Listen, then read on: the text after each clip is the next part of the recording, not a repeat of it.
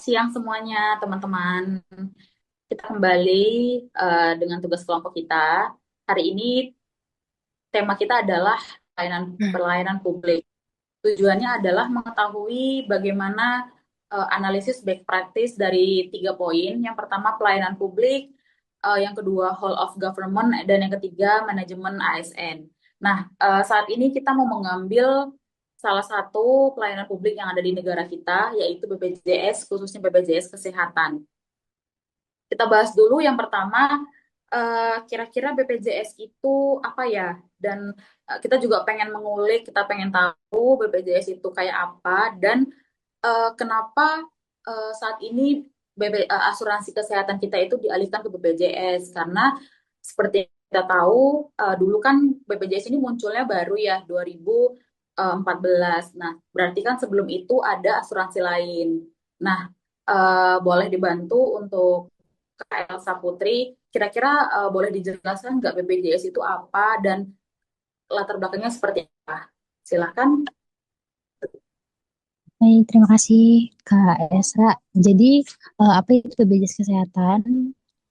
BPJS Kesehatan atau Badan Penyelenggara Jaminan Sosial itu adalah badan hukum publik yang dibentuk oleh pemerintah yang menyelenggarakan program Jaminan Kesehatan Nasional atau JKN. Nah, tujuannya ini adalah memberikan perlindungan kesehatan pada seluruh masyarakat Indonesia agar memperoleh pelayanan kesehatan yang layak tanpa harus menanggung biaya yang besar. Begitu. Lalu untuk latar belakangnya, sebelumnya BPJS itu sebelum BPJS itu masyarakat menggunakan berbagai jenis asuransi kesehatan yang beda-beda seperti Askes, Jamkesmas, Jamsostek, dan Jamkesda. Punya akses terhadap pelayanan kesehatan yang terjangkau. Lalu pemerintah itu memilih ini berdasarkan Undang-Undang Nomor 24 Tahun 2011 sebagai penyelenggara jaminan nasional atau JKN. BPJS Kesehatan ini mulai beroperasi pada 1 Januari 2014 dengan tujuan mewujudkan Universal Health Coverage atau UHC atau cakupan kesehatan semesta. Begitu, Kaisra.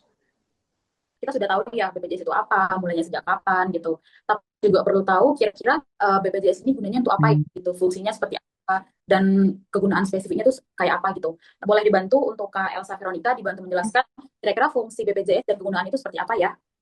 Persilakan. Oke, baik. Terima kasih untuk kesempatannya. Di sini saya mau menjelaskan sedikit tentang fungsi dan kegunaan BPJS Kesehatan. Yang pertama kita mulai dari fungsinya dulu. Fungsi dari BPJS Kesehatan sendiri itu, yang pertama menyelenggarakan program Jaminan Kesehatan Nasional atau yang disingkat dengan JKN, kemudian menjamin biaya pelayanan kesehatan peserta sesuai ketentuan. Yang ketiga memberikan perlindungan finansial ketika peserta sedang sakit. Yang terakhir itu meningkatkan akses masyarakat terhadap pelayanan kesehatan yang berkualitas. Kemudian untuk kegunaan BPJS Kesehatan itu, yang pertama membantu membayar biaya pengobatan, mengurangi beban ekonomi masyarakat saat sakit, lalu memberikan akses pelayanan kesehatan mulai dari fasilitas kesehatan tingkat pertama hingga rumah sakit rujukan, dan yang terakhir itu dia mendukung upaya peningkatan derajat kesehatan masyarakat.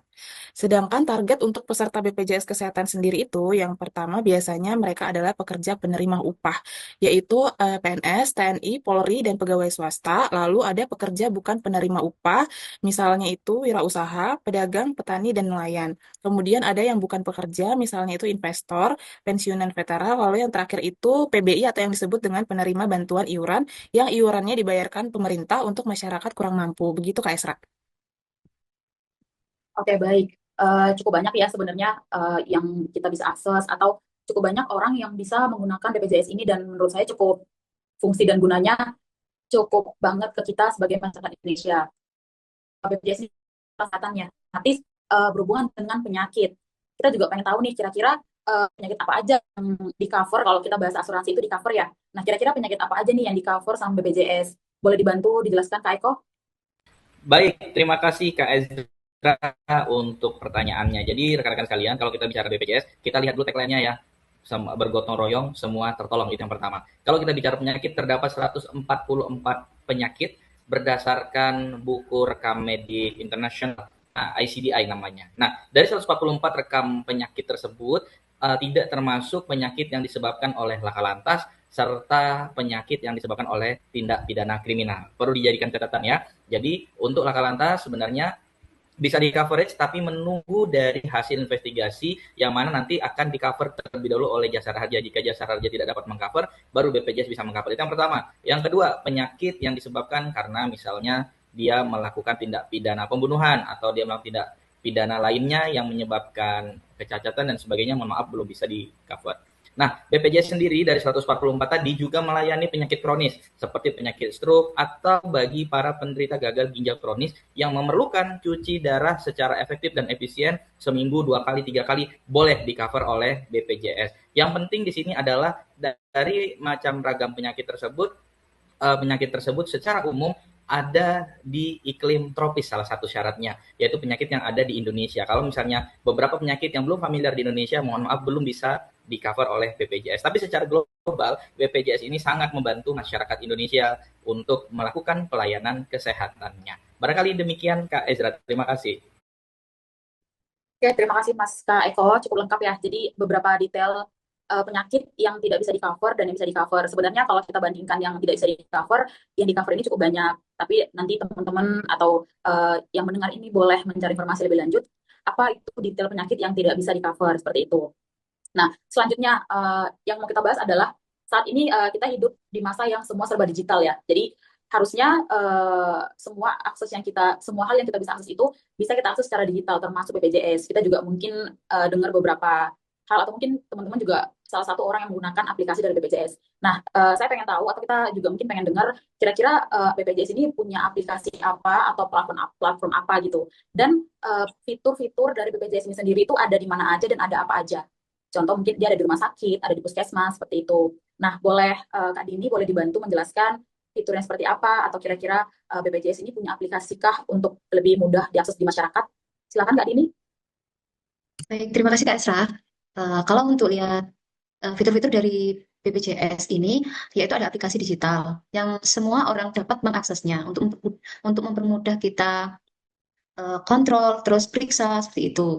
Fitur-fiturnya yaitu di aplikasi JKN Mobile ada pendaftaran peserta baru, ubah data peserta, terus ada kartu JKN digital, cek status kepesertaan, terus cek tagihan iuran, pembayaran iuran, antrian online untuk fasilitas kesehatan, konsultasi administrasi, informasi riwayat pelayanan, screening riwayat kesehatan, informasi lokasi fasilitas kesehatan. Di samping itu, kita juga dipermudah dalam mengambil antrian online. Di saat kita mau periksa, kita dapat mengambil antrian online itu terlebih dahulu tanpa kita datang langsung. Jadi kita ambil di JKN Mobile itu, seperti itu Kak. Selain itu juga ada pelayanan kesehatan yang dimana ada pemeriksaan rutin di puskesmas atau klinik. Terus ada fitur rawat jalan, juga rawat inap, pelayanan gawat darurat, operasi persalinan dan rehabilitasi medis. Dan juga ada pelayanan obat sesuai formularium nasional, seperti itu Kak Elsa. Baik, terima kasih Kak Dini. Mungkin beberapa hal yang mau saya tambahin ya. Jadi kita dari tadi membahas tentang kelebihan dari BPJS mengcover apa saja dan tersedia di mana aja. Tapi memang beberapa namanya juga pelayanan publik tetap ada plus minus ya gitu. Nah, mungkin salah satu minusnya adalah sebagai pengguna BPJS masyarakat mungkin merasa cukup harus panjang sabar karena memang BPJS ini tidak bisa yang langsung diakses, kita datang ke rumah sakit langsung diperiksa dan langsung tidak bayar, tidak seperti itu. Jadi ada istilahnya rujukan, kita rujukan dari rumah sakit apa, seperti apa gitu. Terus yang kedua, BPJS ini kan tidak gratis ya gitu. Jadi ada 3 kelas yang ada di BPJS, kelas 1, kelas 2, dan kelas 3. Jadi tingkat pembayarannya tergantung kita ambil kelas berapa, seperti itu. Jadi mungkin kedengarannya tidak mahal atau yang kita baca bayarnya segini, tapi mungkin bagi beberapa orang dengan keadaan ekonomi yang cukup sulit untuk membayar tagihan BPJS itu adalah suatu struggle atau masalah di mereka. Jadi mungkin dibalik dari kelebihan BPJS ini tetap ada beberapa kekurangan yang mungkin kita berharap suatu hari bisa diperbaiki oleh pemerintah kita ya. Oke, kita kembali ke poin dari tugas kita. Nah, di sini kita akan bahas seperti apa analisis dari back practice dari BPJS ini. Yang pertama, ada 3 poin, ada pelayanan publik, ada whole of government, dan ada manajemen ASN. Yang pertama kita bahas dulu pelayanan publik di BPJS. Silakan Kak Eko boleh dibantu kira-kira. Baik, terima kasih Kak Izra untuk pertanyaan yang kedua. Kalau kita bicara pelayanan publik, tentunya mobile JKN menjadi salah satu bagian terpenting dalam proses digitalisasi program layanan BPJS untuk memberikan kemudahan bagi para masyarakat yang menjadi pelanggan BPJS. Yang kedua, kita punya fitur aplikasi Pandawa, di mana ini memberikan kemudahan bagi peserta jaminan kesehatan nasional untuk tidak perlu mengantri di kantor BPJS, cukup melakukan registrasi, kemudian melakukan pengisian data, Anda sudah bisa dilayani melalui aplikasi Pandawa, dan ini prosesnya tidak lebih dari 1 kali 24 jam. Nah, dari kedua proses digitalisasi yaitu JKN Mobile, kemudian Pandawa tadi, ini adalah merupakan proses pelayanan publik yang dilakukan BPJS dalam rangka memberikan kenyamanan dan pelayanan terbaik bagi para pelanggannya atau para peserta jaminannya. Dan yang paling terpenting bagi para peserta juga bisa mengecek saldo berapa yang dia peroleh selama ini. Karena kalau kita bicara di BPJS itu tidak hanya BPJS Kesehatan, rekan-rekan sekalian, tapi ada juga BPJS Tenaga Kerja, kemudian ada juga Badan Penerima upah non gaji seperti PNS atau TNI, bukan seperti itu, tapi mereka berasal dari kalangan pekerja freelance, petani, dan nelayan. Nah, mereka ini juga bisa melakukan aktivasi pelayanan atau menikmati berbagai macam fitur di aplikasi BPJS. Nah, dari situ mereka bisa melihat berapa saldo yang mereka dapat untuk menjadi tabungan jaminan hari tua mereka. Kemudian yang terpenting di BPJS sendiri, kita juga melayani proses pembelian rumah KPR, kemudian proses pembayaran pulsa listrik dan sebagainya bisa dilakukan melalui aplikasi mobile JKN. Jadi banyak sekali fitur yang bisa dimanfaatkan dalam rangka mewujudkan pelayanan publik yang optimal. Demikian Kak Ezra, terima kasih. Kita sudah bahas pelayanan publik. Pelayanan publik itu berarti kembali ke publik ya, karena yang mengakses BPJS ini juga adalah publik sendiri, seperti itu. Oke, yang kedua kita bahas whole of government. Kira-kira institusi apa aja nih yang membantu BPJS ini dalam bekerja? Silahkan Kak Elsa Veronica, boleh dijelaskan?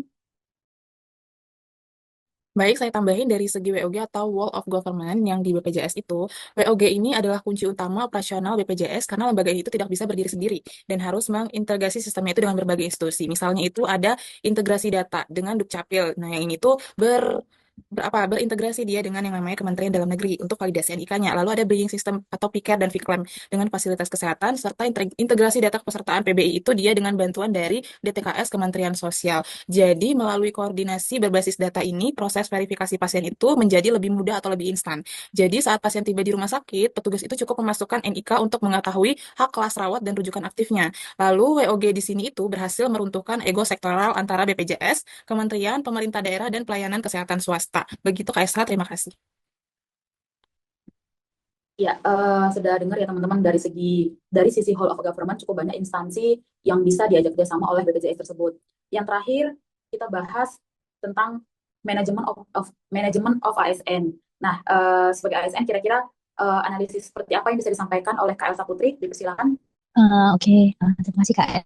Jadi untuk manajemen ASN atau MASN atau bisa disebut dengan sumber daya manusia itu sebagai badan hukum publik, profesionalisme dan budaya kerja pegawai BPJS itu menjadi motor penggerak utama digitalisasi dan integrasi sistem. Untuk best practice-nya itu internalisasi core values berakhlak atau berorientasi pelayanan akuntabel, kompeten, harmonis, loyal, adaptif, dan kolaboratif, serta standarisasi kompetensi petugas frontliner dan verifikator klaim. Untuk analisisnya itu pegawai BPJS dan ASN kesehatan di lapangan dituntut untuk adaptif terhadap perubahan sistem digital. Pelatihan berkala memastikan tugas mampu menangani keluhan pasien secara cepat atau responsif dan mengeliminasi perilaku diskriminatif antara pasien BPJS dan pasien umum. Penilaian kinerja yang terukur juga memastikan pegawai bekerja sesuai target capaian kepuasan masyarakat. Seperti itu Kak Esra. Terima kasih. Nah, sudah cukup panjang pembahasan kita perihal tentang BPJS ini, dan kita juga butuh mendengar kira-kira kesimpulan dari semua apa yang kita bahas ini. Boleh dibacakan Kak Dini, kesimpulannya seperti apa? Baik, terima kasih Kak Esra. Kesimpulannya dari pelayanan BPJS ini adalah BPJS Kesehatan merupakan penyelenggara program jaminan kesehatan nasional yang bertujuan memberikan perlindungan kesehatan bagi seluruh masyarakat Indonesia. Program ini membantu masyarakat memperoleh pelayanan kesehatan yang berkualitas dengan biaya yang terjangkau melalui sistem gotong royong dengan berbagai layanan dan fitur digital. Melalui aplikasi mobil JKN, peserta dapat mengakses pelayanan kesehatan dengan lebih mudah dan efisien. Terima kasih. Baik, terima kasih Kak Dini untuk kesimpulan yang sudah dibaca. Teman-teman semua, berikut dari diskusi kita hari ini, kita sama-sama berharap semoga BPJS ini terus bermanfaat kepada seluruh masyarakat Indonesia. Saya tutup diskusi kita hari ini. Terima kasih untuk saran, untuk materi, untuk semua hal yang sudah teman-teman bagikan. Saya pamit undur diri. Terima kasih. Selamat siang.